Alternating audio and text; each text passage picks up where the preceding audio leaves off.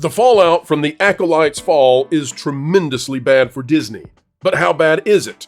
Well, folks, we're here to tell you that not only is it crashing the entire High Republic effort and perhaps ending it altogether, but it also appears to be playing a part in either the delay or the cancellation of the Rey movie. Today, we'll show you the latest evidence that the Rey movie simply is not currently moving forward.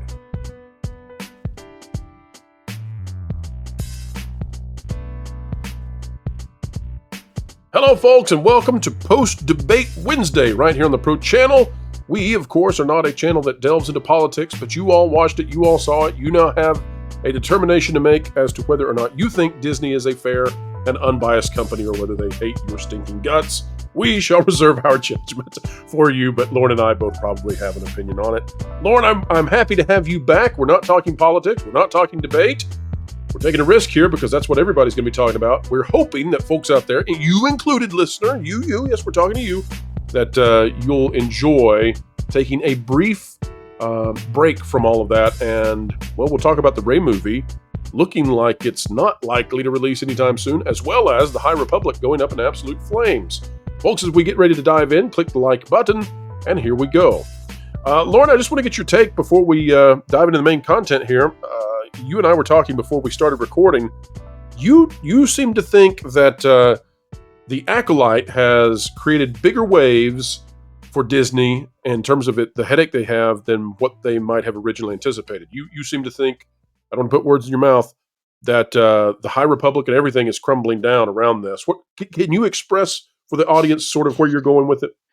Well, I do think that it's funny that you're saying that we're going to be stepping away from the vitriolic world of politics to talk about a place of peace and harmony like the Star Wars fandom. I think that the events of the last few days, there was the Save the Acolyte petitions that came out. There were several anti-Save the Acolyte petitions that have come out.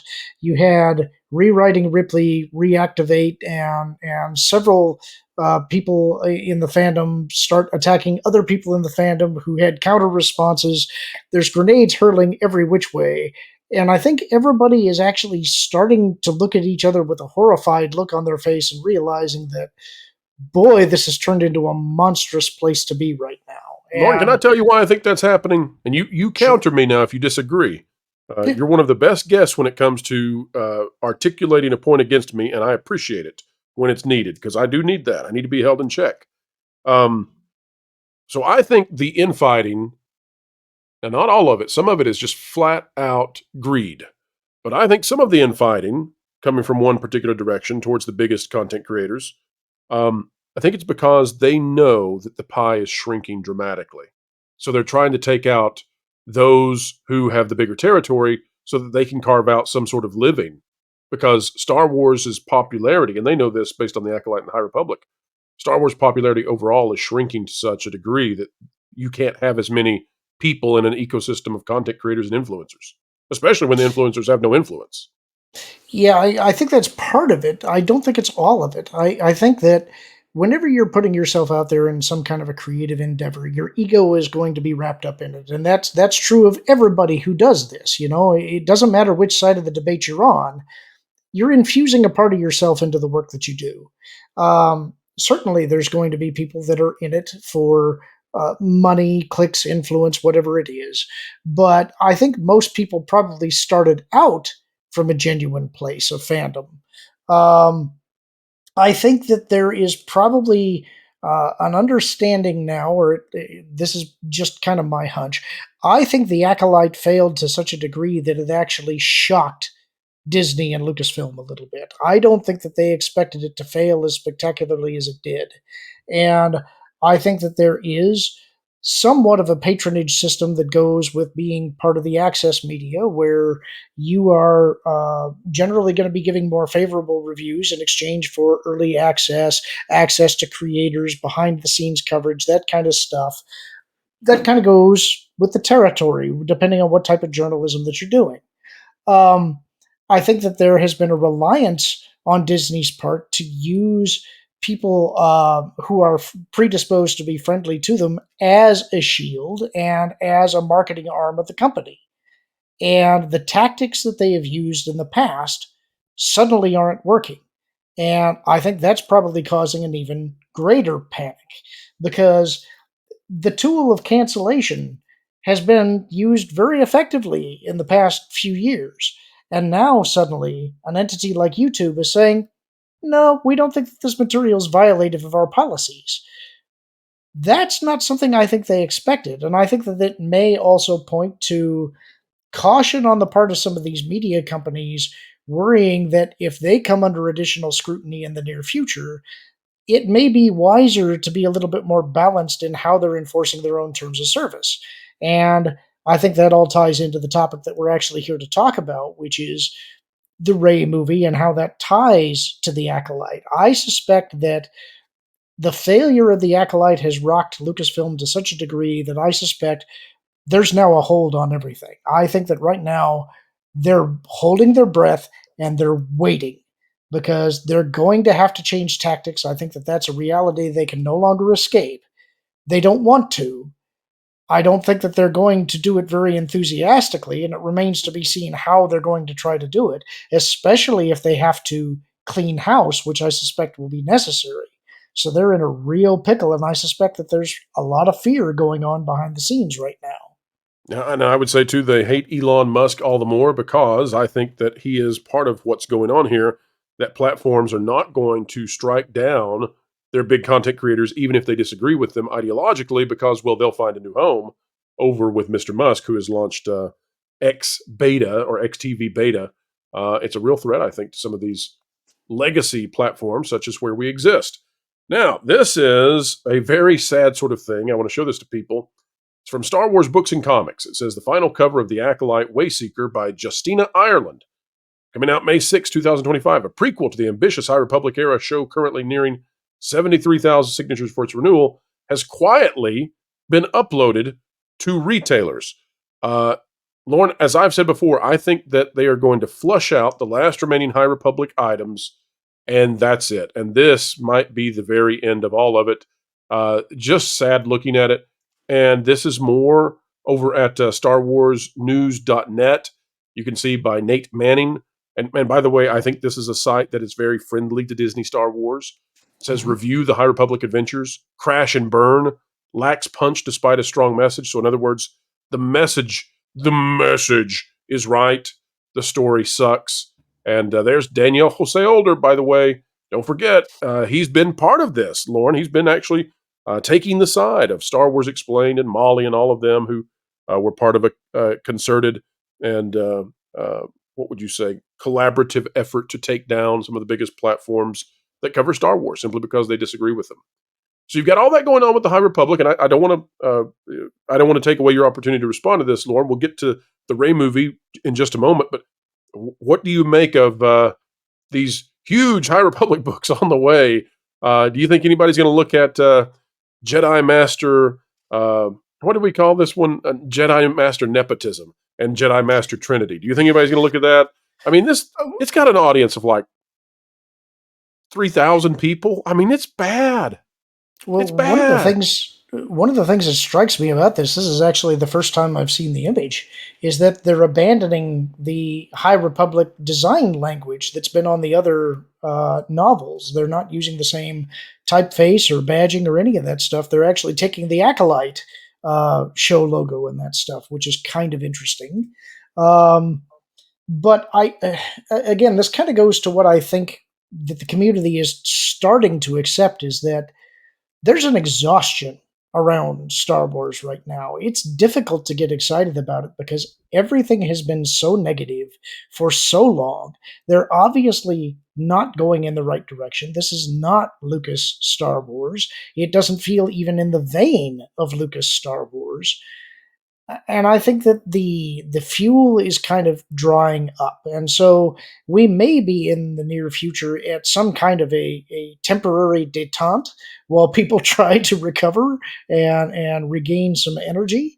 But without a project to get excited about in the future, that's going to be difficult to do. The only thing that they have on the release schedule really to get people excited is Skeleton Crew.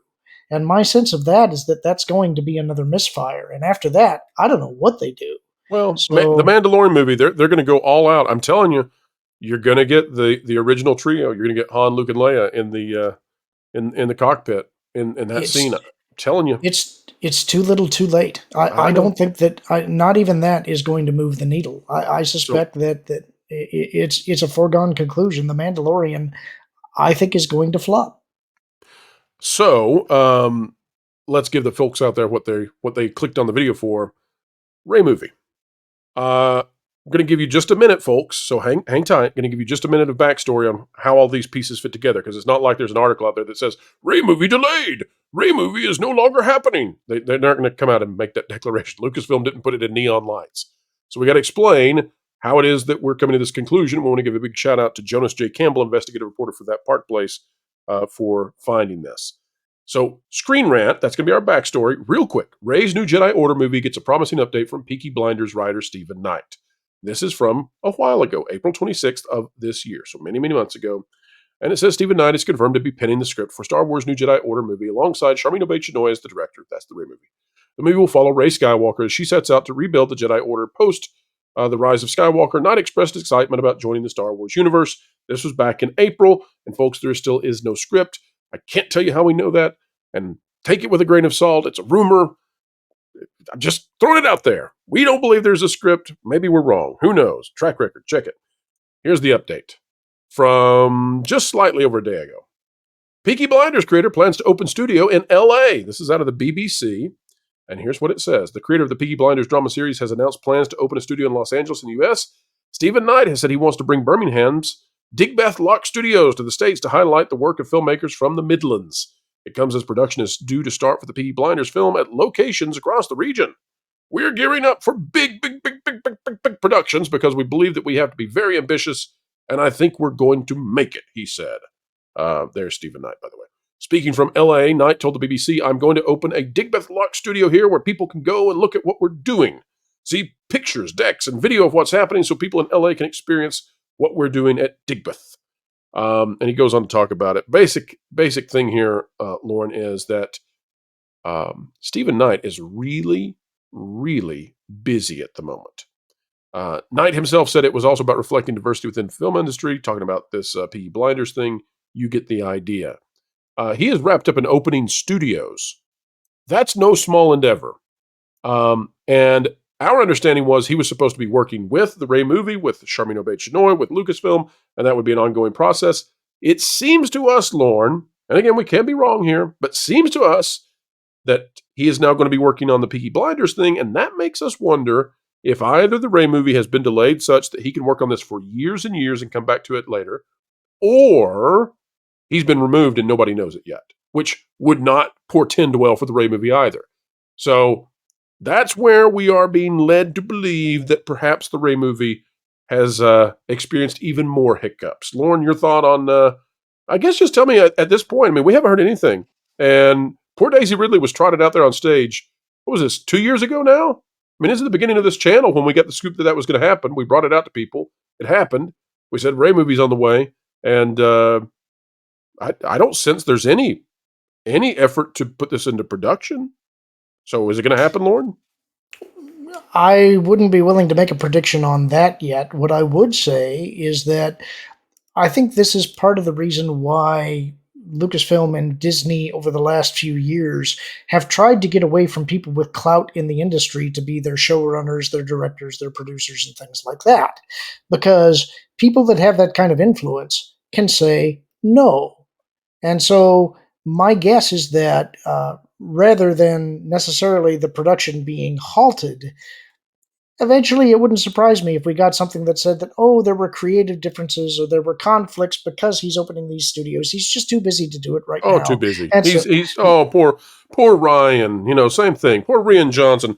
He's too busy with his with all of his movies he's doing to do more Star Wars. It's gonna be the same thing.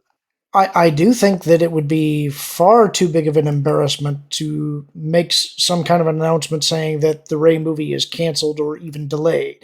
Right. But my suspicion is they will find lots of ways to creatively delay it because right now they're holding their breath and they're trying to figure out how do we get out of this hole that we've dug for ourselves. I think the Acolyte has absolutely rattled them. I don't think that you would be seeing what we're seeing in the reactions in the fandom right now if they weren't absolutely rattled by what happened with Acolyte. I think that it was a shock even to Lucasfilm and Disney. Okay, so let me ask you this then, Lauren. I was talking with a colleague earlier today about if they even did a Ray movie. It I realize, I suppose, that I don't even know who the character of Ray is. We spent 3 movies with her. I still don't know who she is because she literally has no personality. The resolution of her character is good guy. That's it. I mean, she just does the good thing when the good thing is required, and that's it. She doesn't have like a favorite food. She doesn't have like a pet peeve. She doesn't like those details of humanity are missing from Ray. She's just vanilla paste who ends up on the right side of history when so called upon. And she lifts a lot of rocks. So what's the movie even about, Lauren? What do you do with the character who's vanilla paste? Well, you've got to fix that by now showing the flaws, which is what they didn't do with the first movies. I think there are actually flaws that you can see in those movies, but they weren't treated as flaws. They were treated as strengths. And so I think what you have to do is then show the character in a position where she's not the master of all that she surveys, that she has thrown a curveball that rattles her confidence in herself, causes some of those flaws to be exposed, causes her to become hurt, and then you give her the arc that she should have had in those first movies. She has to overcome those flaws and learn something instead of just having everything handed to her. And I think that's, in a lot of ways, what you were saying there, where she's good guy. That really isn't all that different from the Luke Skywalker character, in the sense that he always did the right thing. He always went to help his friends, even though it was against the advice of the people that were supposedly older and wiser than him, and We'll try this, Lauren. Slight pushback. Luke liked to shoot womp rats. I know that's not allowed anymore in today's environment. Womp rats are a protected species and all that, but he liked to do it. So be it. Luke also had a family that we were aware of. We knew something about their personalities. We knew that Luke wanted to be a Jedi like his father before him. We knew that he had an idealized sort of thought about who his father might be and what that might mean for him in his future. We had none of that with Rey. We literally had nothing. Right. But what I was getting at, though, is that Luke had flaws. He was ambitious. He was impatient. He had a tendency to get frustrated, which could lead to wanting to lean on the easy path, the dark path. And like Mark Hamill, he could be whiny. Yes, but I mean, if you're going to do these kinds of things with Rey, if you're going to bring Rey into the fold, this is why I think you actually have to make good on the threat that Palpatine made in The Rise of Skywalker, which is that now he and supposedly all of the other Sith spirits have now inhabited her. And that's something she doesn't know how to deal with. I think you have to give her ghosts. And not knowing how to deal with that, she now has to confront her Palpatine legacy. And that puts her in an uncomfortable place. That's how I think you deal with that character. I think that's the only way that you can explore her and give her some depth. And yet, Lauren, we are dealing with a studio that makes content such as this that we're looking at and expecting them to be able to pull that off. Apparently, Stephen Knight has said that he's all right moving on. He's going to be working on... Can you just... Hold on a second, Lauren. This occurred to me. Stephen Knight is given the opportunity to do a major Star Wars movie, and now he's like, I think I'm going to work on Peaky Blinders instead. Like, these things are not the same. It's just not the same category of opportunity here. Yeah, I'm going to do Peaky Blinders instead. That's where Lucasfilm is. They're being trumped by Peaky Blinders. They're being trumped by Bluey. I mean, that is exactly the point, is that they are not what they once were. Star Wars is no longer a AAA evergreen property. You can still be a fan of Star Wars. You can still consume the product. You can even like Disney Star Wars. That's fine. but it is not the cultural powerhouse that it once was. It is now a niche property, and it is likely to remain that way because they failed at generational capture. It's no longer cool. Well said. And, the influencers who went down the primrose path and shilled and became corporate husks of themselves, and no longer cared about the truth, it's their own demise that has been brought out by that, because there's not enough room inside a niche franchise for there to be a vast ecosystem of healthy, thriving content creators. It's a sad thing to see, but this is what happens when you don't hold the company's feet to the fire. Folks, we're going to have to wrap it there. I want to thank Lauren yet again for being here, a fan favorite of the channel. And Lauren, tell the folks out there, I saw that you had last night posted a new video on your channel. What is it that you're up to these days? Well, I kind of skipped the line a little bit, and that I had just wrapped up. You cheater. I had wrapped up recording the Darth Plagueis novel, and usually when I finish these, I do a video at the end to talk about my thoughts and its place in the canon and production of the story and all of that stuff. But we got the news that James Earl Jones passed away. And I'm going to feel bad for calling you a cheater now, aren't I?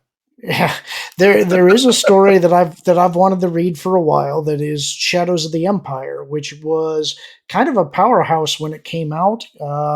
It was all of the things that you would have in a movie production except the movie, and that included games, comic books, puzzles, statues, models, action figures. There was a soundtrack, there were posters, there were trading cards. It was everything except the movie. And it was the first time that they had told a story that was actually in between two of the original movies, between episodes 5 and 6.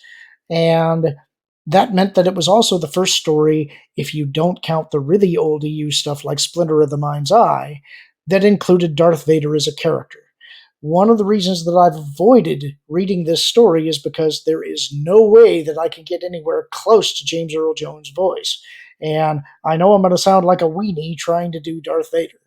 But after he passed, I figured, okay, this is the story to tell. And so I put up the prologue and first chapter.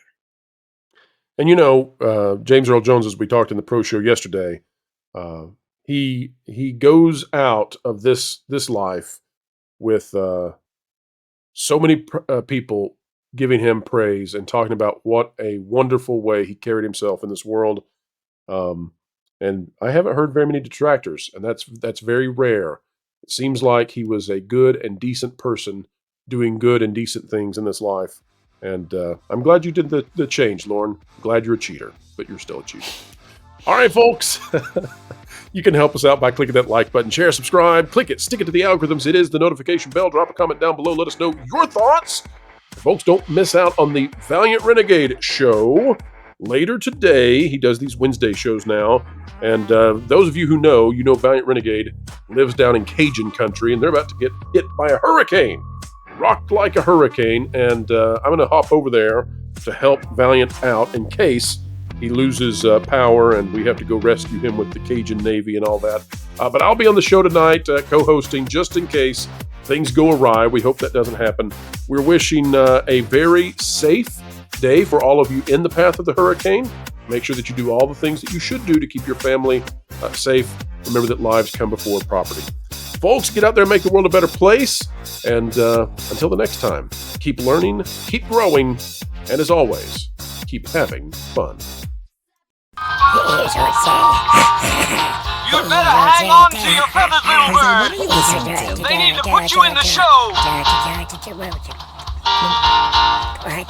Jose, what are you listening to? You don't even have ears. Vacation Radio 24/7. Original music on YouTube. Huh? Vacation Radio. WDW Pro Music Channel. I have no idea what you're saying. But if you want to be listening to music, you should head over to Vacation Radio 24/7 on YouTube. One of the 100 other channels WDW Pro's been working on. Oh! And I have a song for you, Jose. Jose Cowabunga. He is Jose Cowabunga. He's Jose. That one seems a little bit foreign to you.